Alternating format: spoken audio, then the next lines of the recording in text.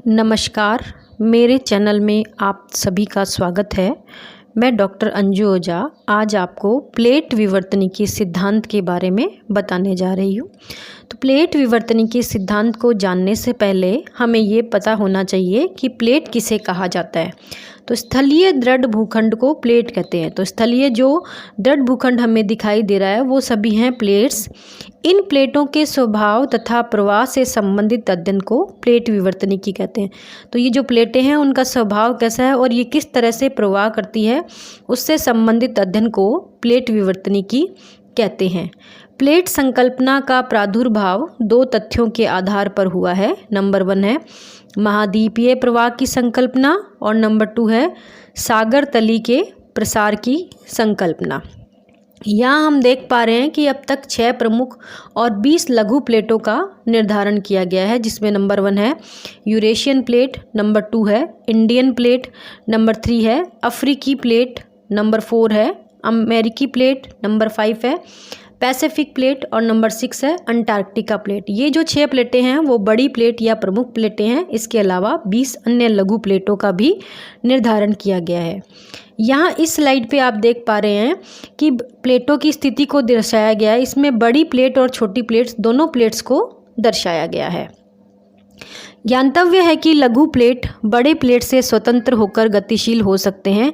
इन प्लेटों के किनारे ही सर्वाधिक महत्वपूर्ण होते हैं, क्योंकि इन्हीं किनारों के सहारे ही भूकंपीय, ज्वालामुखी तथा विवर्तनिक घटनाएं घटित होती है।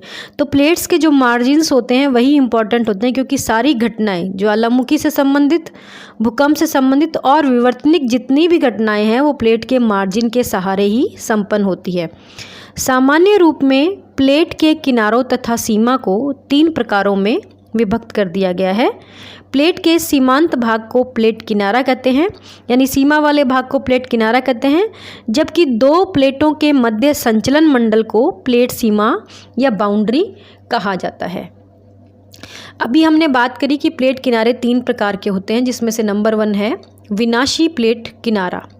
विनाशी प्लेट किनारा, इसके नाम से स्पष्ट है कि यहाँ पर विनाश होगा। तो जब 2 प्लेटें आमने सामने एक दूसरे के आमने सामने गति करती है तो वो आपस में टकराती है और टकराने के फलस्वरूप विनाश होता है। 2 प्लेट आमने सामने अभिसरित होते हैं। इन किनारों के सहारे पदार्थ निचली मेंटिल में क्षेपण द्वारा व्ययित होता है, अर्थात इन किनारों पर प्लेट का पदार्थ नीचे चला जाता है और प्लेट के किनारों में ह्रास होता है। इस प्लेट सीमा को अभिसारी सीमा भी कहते हैं।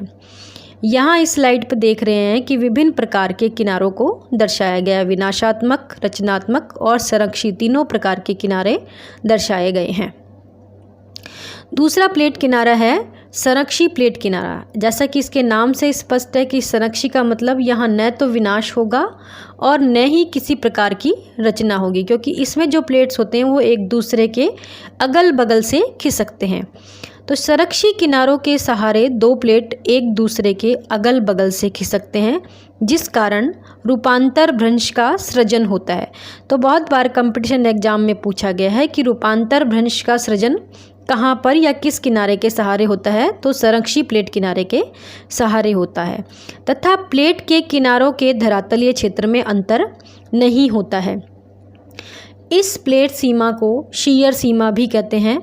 इसे संरक्षी इसलिए कहा जाता है कि इस सीमा के सहारे न तो प्लेट का क्षय होता है और न ही नई क्रस्ट का निर्माण होता है।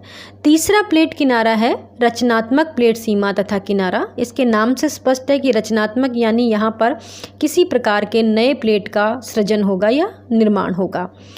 तो इसमें क्या होगा कि दोनों प्लेट्स एक दूसरे के विपरीत दिशा में गति करते हैं। तो नीचे से मध्य महासागरीय कटक के सहारे से मैग्मा निकल के दोनों साइड में फैल जाता है और नए प्लेट का या नए क्रस्ट का निर्माण होता है। रचनात्मक किनारों के सहारे नए पदार्थों का निर्माण होता है। यह प्रक्रिया मध्य महासागरीय कटक के सहारे उत्पन्न होती है, जहां 2 प्लेट विपरीत दिशाओं में अपसरित होते हैं। इसे अपसारी प्लेट सीमा या डाइवर्जेंट प्लेट सीमा भी कहते हैं। यहाँ इस स्लाइड पे आप देख पा रहे हैं तीनों प्रकार के मार्जिन्स और बाउंड्री को दर्शाया गया है। हैस ने महाद्वीपों के प्रवाह पक्ष में प्लेट विवर्तनिकी सिद्धांत का प्रतिपादन 1960 में किया। हैस के अनुसार महाद्वीप तथा महासागर विभिन्न प्लेट के ऊपर टिके हुए हैं। जब ये प्लेट प्रवाहित होते हैं तो उनके साथ महाद्वीप तथा महासागरीय तली भी विस्थापित हो जाती है। महाद्वीपीय विस्थापन का सशक्त प्रमाण सागर नीतल के प्रसरण से प्राप्त हुआ है। अब यहाँ हम बात कर रहे हैं सागर नीतल प्रसरण क्या है। सागर नीतल प्रसरण की संकल्पना का प्रतिपादन सर्वप्रथम प्रिंसटन विश्वविद्यालय के प्रोफेसर हैरी हैस ने 1960 में किया। हैस की संकल्पना सागर भूवैज्ञानिकों तथा भूभौतिकविदों के प्रारंभिक कार्यों पर आधारित थी। 1952 में मैसन ने प्रशांत महासागर में चुंबक मापी यंत्र की सहायता से सागर नीतल की शैलों के चुंबकत्व से संबंधित महत्वपूर्ण सूचनाएं प्राप्त की है। तदंतर इन्होंने उत्तर अमेरिका पश्चिमी तट के सहारे प्रशांत महासागर के नीतल का सर्वेक्षण किया। हैस ने प्रतिपादित किया कि मध्य महासागरीय कटक मैंटिल से उठने वाली संवहन तरंगों के ऊपर स्थित है। इस कटक के सहारे नए पदार्थों का निर्माण होता है तथा इस तरह से नवनिर्मित क्रस्ट कटक के दोनों ओर सरकती है। इस प्रकार हैस के अनुसार सागर नीतल में प्रसार होता है। तो ये जो क्रिया होती है वो हमने पहले रचनात्मक प्लेट किनारे के सहारे पढ़ी कि कटक के सहारे से मैग्मा ऊपर की तरफ निकल के दोनों साइड में फैल जाता है और ये सागर नीतल प्रसरण को समझाता है। विभिन्न महासागरों के प्रसरण की दर ज्ञात की गई है। अंटार्कटिका तथा हिंद महासागर में सबसे मंद गति यानी 1 से 1.5 सेंटीमीटर प्रतिवर्ष से ये फैलते हैं, जबकि प्रशांत महासागर में प्रसरण की दर 6 सेंटीमीटर प्रतिवर्ष यानी सबसे अधिक होती है। तो ये बहुत बार कंपटीशन एग्जाम में पूछा गया है कि किस महासागर की प्रसरण की दर सबसे अधिक होती है। महासागर के प्रसरण की दर आधी होती है, यानी अर्थात ये जो प्रसरण की दर दर्शाई गई है वो एक ही साइड की दिखाई गई है। यदि हमें टोटल प्रसरण ज्ञात करना हो तो दोनों को हमें जोड़ना पड़ेगा या डबल करना पड़ेगा। पूर्व प्रसरण के लिए व्यक्त की गई दर को दोगुना करना पड़ता है।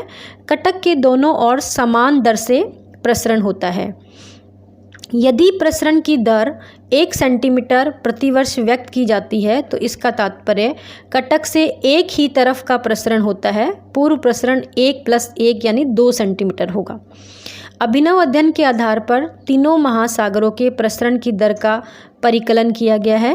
प्रशांत महासागर में सर्वाधिक प्रसरण दर पूर्वी प्रशांत कटक के सहारे भूमध्य रेखा तथा 30 डिग्री दक्षिणी अक्षांश के मध्य 6 से 9 सेंटीमीटर प्रतिवर्ष, दक्षिणी अंटार्कटिका कटक के सहारे 2 सेंटीमीटर प्रतिवर्ष हैं। और ये आंकड़े जो बताए गए हैं वो आधे बताए गए हैं, एक ही साइड के बताए गए हैं। यदि हमें दोनों साइड का प्रसरण ज्ञात करना है या टोटल प्रसरण ज्ञात करना है तो हम इसको डबल कर देंगे। प्लेट विवर्तनिकी तथा महाद्वीपीय विस्थापन। जब महासागर खुलता है अर्थात उसमें विस्तार होता है तो महाद्वीपीय भाग एक दूसरे से दूर विस्थापित होते हैं, और जब महासागर बंद होते हैं तो महाद्वीपीय भाग एक दूसरे के करीब आने लगते हैं। इसी के साथ ये विषय यहीं पर समाप्त होता है। अंत में आप सभी का धन्यवाद, और मेरा अगला जो वीडियो है वो मैं 1-2 दिन के बाद में अपलोड करूँगी। इस मेरे वीडियो को लाइक और शेयर करना ना भूलें। धन्यवाद।